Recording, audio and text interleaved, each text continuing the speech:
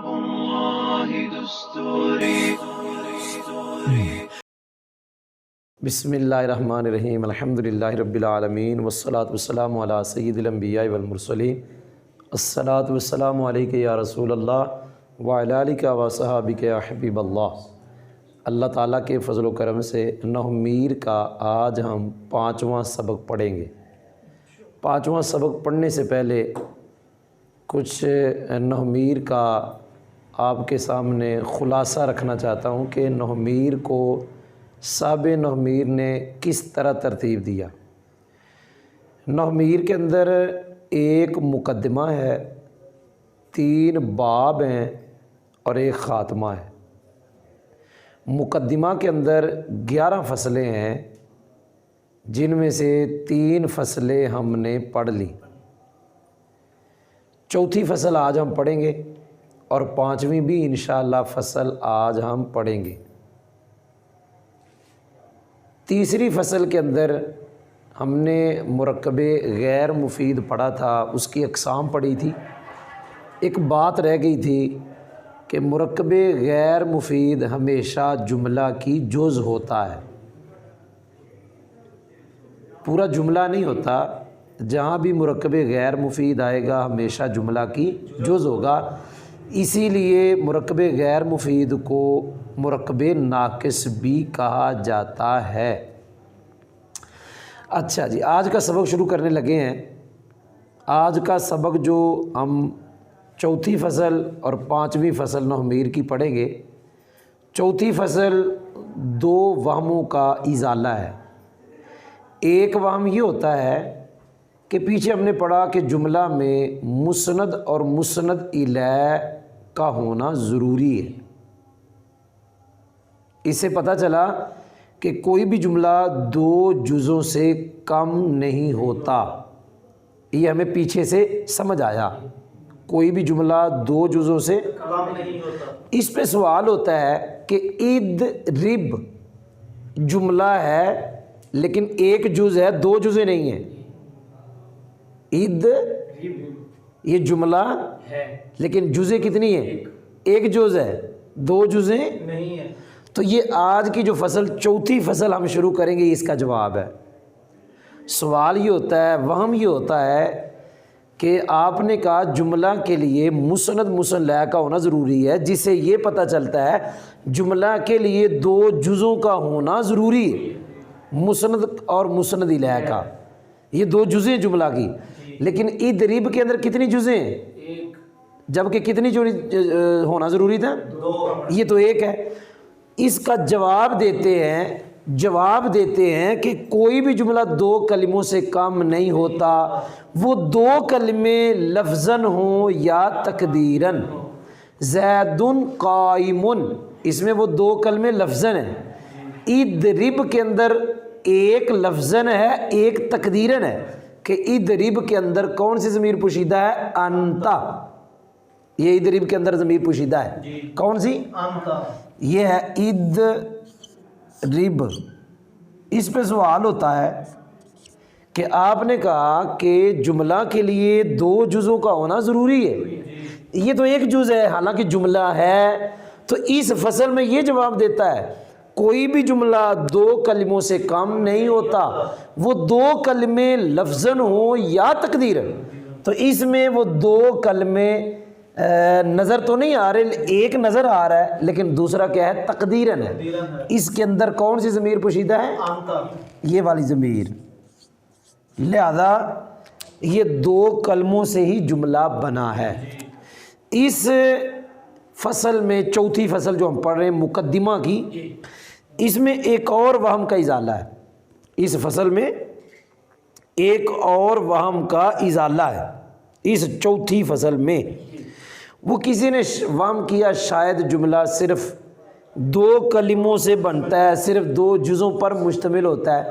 اس نے کہا نہیں، کم از کم 2 کلمے ہونے چاہیے اور زیادہ کلموں کی کوئی حد نہیں، زیادہ بھی ہو سکتے ہیں، زیادہ کی کوئی حد نہیں۔ مثال دیتے ہیں ضرب زید امرا ضربا شدیدا، فی داری امام الامیری تادیباً و صوتاً راکباً. یہ میں نے جو پڑھا ہے نا یہ تقریباً 9 جزء ہیں اس میں.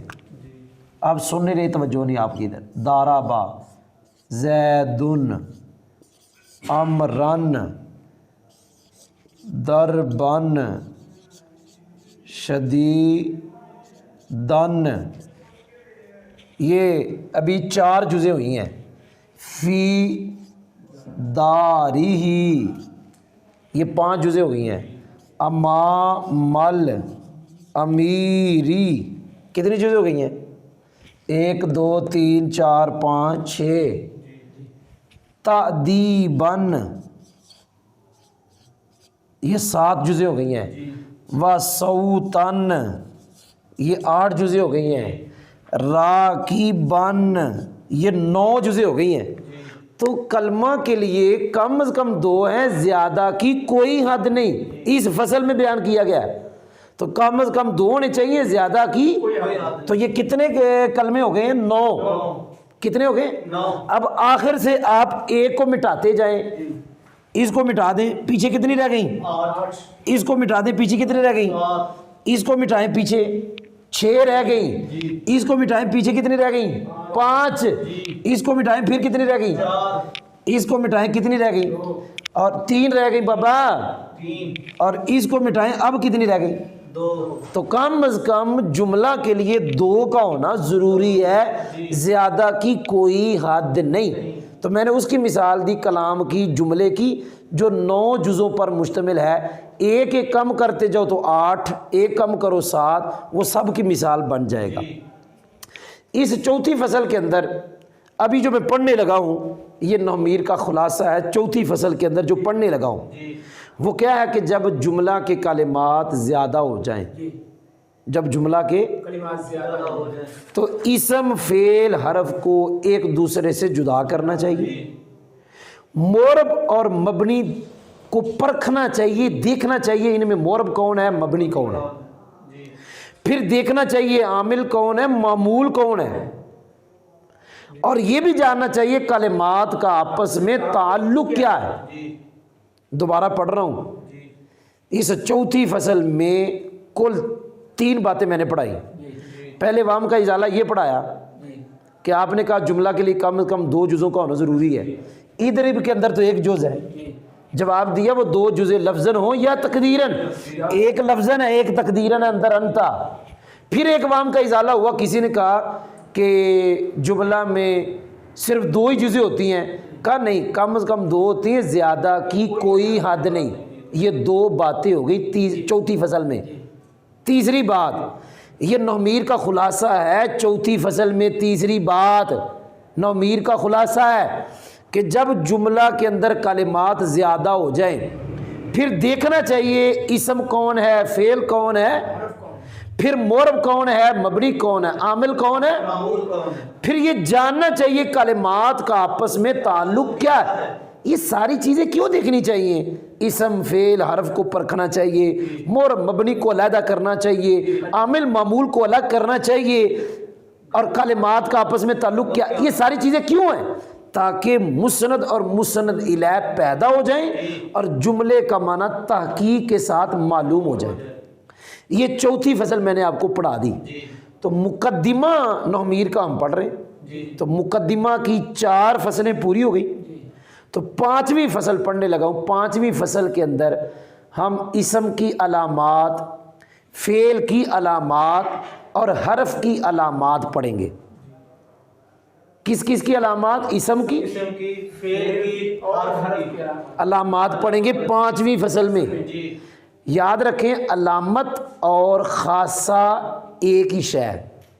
علامت اور خاصہ ایک ہی شے ہے. خاصہ جس کا ہوتا ہے اس میں پایا جاتا ہے، اس کے غیر میں نہیں پایا جاتا. جو اسم کی ہم علامتیں پڑھیں گے یہ اسم کے خاصے ہوں گے، جو فعل کی علامتیں پڑھیں گے وہ فعل کے خاصے ہوں گے، اور جو حرف کی علامت پڑھیں گے وہ حرف کا خاصہ ہوگا. اسم کی علامات جو پڑھیں گے وہ سارے اسم کے کیا ہوں گے؟ خاصے. فعل کی جو علامات پڑھیں گے سارے فعل کے کیا ہوں گے؟ خاصے ہوں گے. اور حرف کی جو علامت پڑھیں گے وہ حرف کا کیا ہوگا؟ خاصہ. اور میں نے خاصہ کی تعریف پڑھائی، پھر پڑھا رہا ہوں. جس کا خاصہ ہوتا ہے وہ اسی میں پایا جاتا ہے، اس کے غیر میں نہیں پایا جاتا۔ مثال کے طور پہ الف لام، یہ اسم کی علامت ہے، تو یہ اسم کا خاصہ بھی ہے۔ اب فعل کے شروع میں تو الف لام نہیں آتا، حرف کے شروع میں الف لام یاد ہو گیا؟ اچھا جی، اسم کی علامات ہم نحمیر میں پڑھیں گے 11، فعل کی علامات نحمیر میں ہم پڑھیں گے 8، اور حرف کی ہم علامت پڑھیں گے 1۔ اسم کی جتنی کی علامتیں لکھی ہوئی ہیں نحمیر میں، کتنی لکھی ہیں؟ 11۔ ساری کی ساری وجودی ہیں، وجودی سے مراد ہے پائی جانے والی۔ فعل کی علامت کتنی ہے؟ 8۔ ساری کی ساری وجودی ہیں، کون سی؟ پائی جانے والی۔ حرف کی ایک علامت ہے اور وہ ہے ادمی، ادمی کا مطلب نہ ہونا، یاد ہو گیا؟ تو میں اسم کی علامات پڑھنے لگا ہوں۔ میں نے بتایا علامات اور خواص ایک ہی ہیں، خواص خاصہ کی جمع ہے، شے کا خاصہ وہ ہوتا ہے جو شے میں پایا جائے۔ اب جتنی علامتیں پڑھیں گے سارے اسم کے کیا ہوں گے؟ خاصے، فعل میں وہ نہیں پائی جائیں گی۔ مثال کے طور پہ اسم کی علامات ہم پڑھتے ہیں۔ پہلی علامت اسم کی ہے شروع میں الف لام کا داخل ہونا، شروع میں الف لام کا داخل ہونا، کلمہ کے شروع میں الف لام کا داخل ہونا، یہ اسم کی علامت ہے۔ یہ میں پڑھنے لگا ہوں الحمد، یہ الف لام شروع میں آیا، یہ اسم کی علامت ہے۔ دوسری علامت پڑھنے لگا ہوں شروع میں حرف جر کا داخل ہونا، کیا؟ شروع میں حرف جر کا داخل ہونا، بی زیدن، شروع میں کیا گیا؟ حرف جر، تو یہ بھی اسم کی کیا ہو گئی؟ علامت۔ دو علامتیں۔ آخر میں تنوین کا آنا، آخر میں تنوین کا آنا، جیسے زیدن، یہ اسم کی تیسری علامت۔ مسند الیہ ہونا، مسند ہونا، اس کی علامت مثال پڑھنے لگا ہوں زیدن قائمن میں زید، کیونکہ یہ پوری مثال نہیں ہے، پورا تو یہ جملہ ہے، تو ہم پڑھ رہے ہیں اسم کی علامت مسند الیہ، تو مسند الیہ یہ ہے، یہ تو مسند ہے اور پورا یہ جملہ ہے، تو جملہ ہونا اسم کی علامت نہیں ہے، اسم تو مفرد ہوتا ہے، اس کی علامت ہے مسند الیہ۔ تو مسند الیہ کون ہے؟ زید۔ کتنی علامتیں ہو گئی ہیں؟ 4۔ پانچویں علامت اسم کی ہے مضاف ہونا، اس کی مثال ہے غلام، زیدن میں غلام، کون ہے؟ غلام، زید میں غلام، یہ مثال ہے مضاف جو اسم کا خاصہ ہے اس کی، یہ غلام اس کی مثال ہے۔ کتنی علامتیں ہوگی؟ 5۔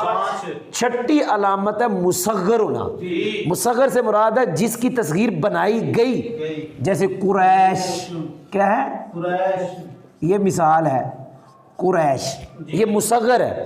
مصغر بنانے کا طریقہ بھی ہے، مصغر بنانے کا طریقہ ہوتا ہے، وہ یہ ہے کہ پہلے حرف کو ضمہ، دوسرے کو فتح، تیسری جگہ یائے تصغیر، جیسے پہلے کو ضمہ قرے، تیسرے کو فتح، دوسرے کو فتح، تیسری جگہ یائے تصغیر، ایسے راجلن سے رجیل، راجلن سے رجیل، اسی طرح قریش، یہ مصغر بنایا گیا، میں نے تصغیر بنانے کا طریقہ بتا دیا۔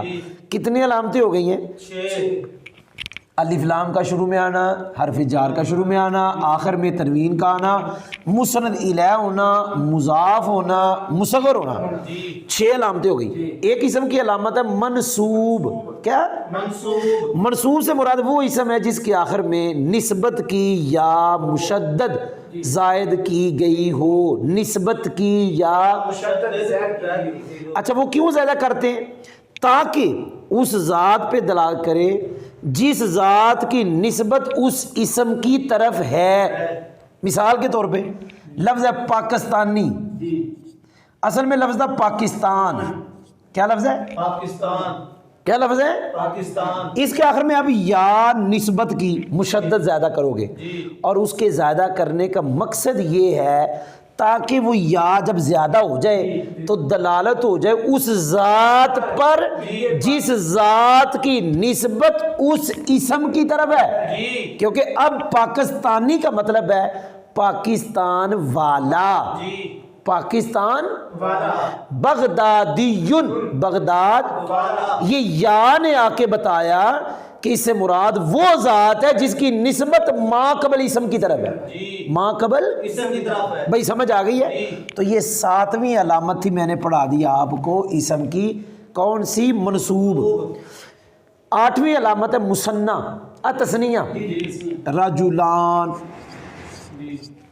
9ویں علامت ہے جمع، رجال. اب یہاں ایک بندہ کوئی سوال کر سکتا ہے کہ دارابا کیا ہے؟ یہ فعل ہے، تثنیہ تو ہے. اس کا جواب ہے فعل تثنیہ نہیں ہوتا، اصل میں تثنیہ ہے الف ضمیر. تو مجازن فعل کو بھی تثنیہ کہا جاتا ہے. دارابو میں فعل جمع نہیں ہے، اصل میں جمع ہے واو ضمیر. تو مجازن فعل کو بھی جمع کہہ دیا گیا. پتہ چلا تثنیہ اسم کا خاصہ ہے، پتہ چلا جمع اسم کا خاصہ ہے. فعل تثنیہ نہیں ہوتا، فعل جمع نہیں ہوتا. وہ فعل کو مجازن تثنیہ کہا، فعل کو مجازن جمع کہا. اصل میں یہاں پہ تثنیہ یہ الف ہے، یہاں پہ جمع یہ واو ہے. تو مجازن فعل کو تثنیہ جمع کا، حقیقت میں تثنیہ جمع اسم کی علامت ہے. 10ویں علامت پڑھنے لگا ہوں، موصوف ہونا. کیا؟ موصوف ہونا. جیسے رجل عالم میں رجل، یہ موصوف ہے. 11ویں علامت پڑھنے لگا ہوں، آخر میں تائے متحرکہ کا ملا ہوا ہونا. تائے جیسے دارباتن، یہ آخر میں تائے متحرکہ ملی ہوئی. تو جس کے آخر میں تائے متحرکہ ملی ہو وہ کیا ہوتا ہے؟ اسم ہوتا ہے. تو یہ میں نے آپ کو 11 اسم کی علامتیں پڑھا دی. کتنی علامتیں جی؟ 11. اب میں آپ کو پڑھانے لگا ہوں فعل کی علامات.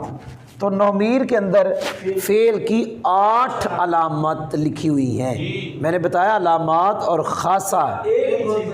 علامات جمع ہے تو اس کے مقابلے میں مطلب اس کے ساتھ آئے گا خواص، یہ ایک ہی چیز ہے. تو فعل کی علامات پڑھنے لگا ہوں. پہلی علامت لکھی ہوئی ہے شروع میں قد کا ہونا.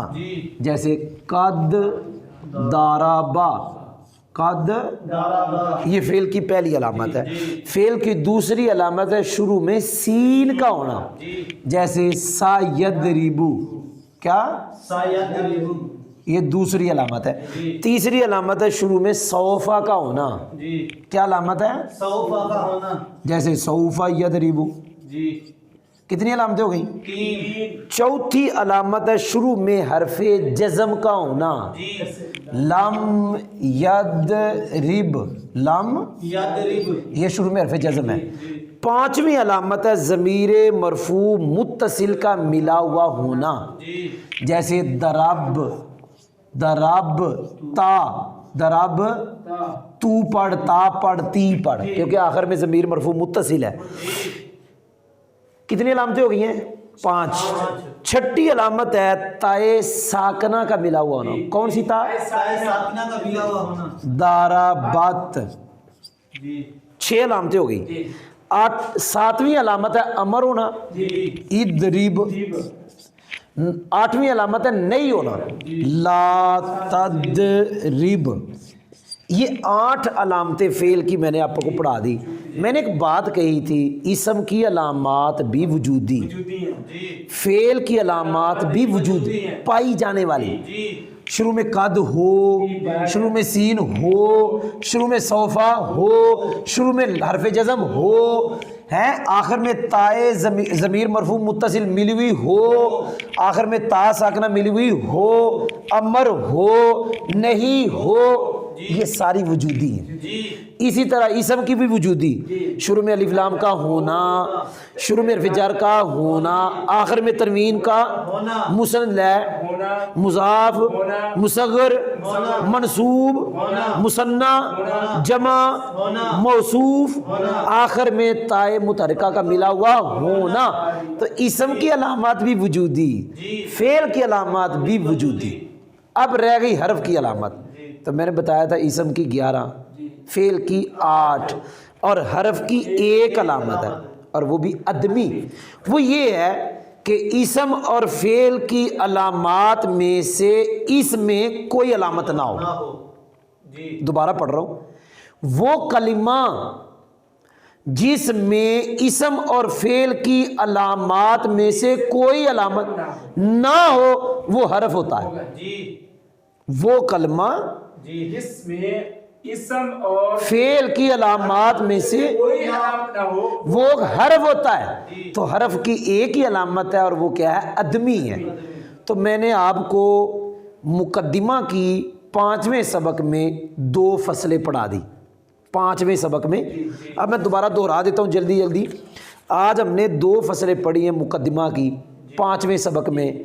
تو چوتھی فصل جو تھی، چوتھی فصل، اس کے اندر 3 باتیں ہیں. پہلی ایک وہم کا ازالہ ہے کہ کوئی بھی جملہ آپ نے کہا 2 جزء سے کم نہیں ہوتا. اضرب کے اندر تو 1 ہے، ہم نے کہا چاہے 2 لفظاً ہو یا تقدیراً. اضرب میں 1 لفظاً ہے، 1 تقدیراً ہے. پھر ایک وہم کا ازالہ کر دیا. کوئی وہم ہوا کہ شاید صرف جملے میں 2 ہی جزء ہوتی ہیں. کہا نہیں، کم از کم وہ 2 ہوتی ہیں، زیادہ کی. میں نے ایک مثال دی جس میں 9 جزء ہیں. پھر اس کو 8 جزوں والا بھی بنا سکتے ہیں، 7 والا، 6 والا، 5 والا، 4 والا، 2 والا بھی بنا سکتے ہیں. پھر آگے ایک نحمیر کا خلاصہ چوتھی فصل میں تھا کہ جب کلمات زیادہ ہو جائے، اسم فعل حرف کو جدا کرنا چاہیے، مور مبنی کو دیکھنا چاہیے، اور عامل ممول کو دیکھنا چاہیے، کلمات کا آپس میں تعلق کیا یہ بھی دیکھنا چاہیے. یہ ساری چیزیں کیوں ضروری ہیں؟ تاکہ مسند مسلح پیدا ہو جائے، جملے کا معنی تحقیق کے ساتھ معلوم ہو جائے. یہ چوتھی فصل تھی. 5ویں فصل میں اسم کی علامات، فعل کی علامات اور علامات، جمع علامت کی علامت اور خاصہ ایک ہی ہے. شے کا خاصہ وہ ہوتا شہر میں پائے جائے اس کے غیر میں نہ پائے جائے. تو اسم کی علامات 11 ہیں، فعل کی 8، حرف کی 1. اسم کی ساری وجودی، فعل کی ساری وجودی، حرف کی 1 علامت ہے، وہ بھی عدمی. اسم کی پہلی علامت ہے شروع میں الف لام ہو، دوسری علامت ہے شروع میں حرف جار ہو، تیسری علامت ہے آخر میں تنوین ہو، چوتھی علامت ہے مسند لے ہونا، 5ویں علامت ہے مضاف ہونا، 6ٹھی علامت ہے مصغر ہونا، 7ویں علامت ہے منصوب، 8ویں علامت ہے موصوف، 9ویں علامت ہے تائے متحرکہ کا ملا ہوا ہونا، ایک چھوڑ گیا وہ تثنیہ جمع. تو 11ویں علامت ہے آخر میں تائے متحرکہ کا ملا ہونا. فعل کی 8 علامتیں، پہلی ہے قد کا ہونا شروع میں سین، شروع میں سوفا، شروع میں حرف جزم، آخر میں ضمیر مرفوع متصل کا ملا ہونا، آخر میں تائے ساکنہ کا ملا، امر ہونا نہیں ہونا. حرف کی علامت ایک ہی ہے اور وہ وجودی ہے، وہ یہ ہے کہ عدمی ہے. وہ کلمہ جس میں اسم اور فعل کی علامات میں سے کوئی علامت نہ ہو وہ حرف ہوتا ہے. تو آج کے لیے اتنا ہی سبق کافی ہے. تو ماشاءاللہ ہمارا 5واں سبق مقدمے کی 5ویں فصل پہ ختم ہوا. مقدمے کی کل فصلیں کتنی؟ 11. تو آج ہمارا سبق کتنا ہے؟ 5واں. اور مقدمے کی فصلیں کتنی پڑھ لی ہم نے؟ انشاءاللہ پھر دوبارہ پڑھیں گے.